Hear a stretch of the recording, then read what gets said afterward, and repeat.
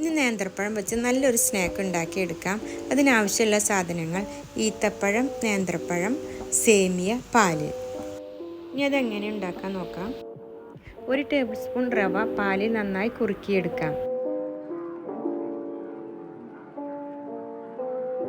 ഇനി നേന്ത്രപ്പഴവും ഈത്തപ്പഴം നന്നായി ചെറുതാക്കി അരിഞ്ഞ് നമുക്ക് നെയ്യിൽ വറുത്തെടുക്കാം.